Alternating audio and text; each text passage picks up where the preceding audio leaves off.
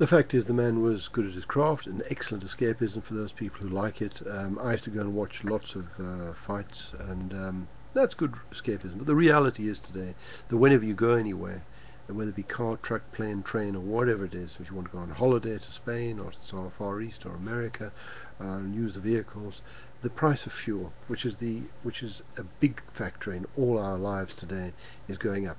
And the annoying part about the British government is they seem to have a right to take 80% of the bill. So if you're paying £1.09, 80% of it goes to the government, which is a truly terrible situation. But I'm not here to argue about that. That's another thing.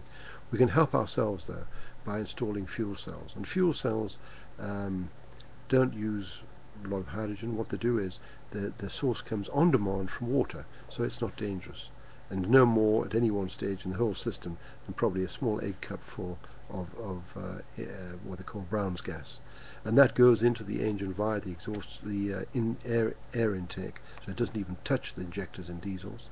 And by doing that, it can save 40% up to 40% in diesels, and potentially more in cars. There's a few things else you can do, but you start off with fuel cells. And if you want to save for your business and etc., you take some of these big trucks, really big trucks, articulated trucks. They're using, I know, nearly £4,000 a week on some of them, which is £200,000 a year, which is 40% saving on that is £80,000. Now, that's a lot of money. And if you've got 10 trucks like that, or 20 trucks, let's say it's 10 trucks, that's £800,000. 20 trucks, you've got 1.6 million you've saved. Now that goes on the bottom line. I think that's clever, and I think people should look at this, because it can't really harm the engines, just improve them. Because firstly, the engines run cooler. Secondly, the emissions are great. Listen to this.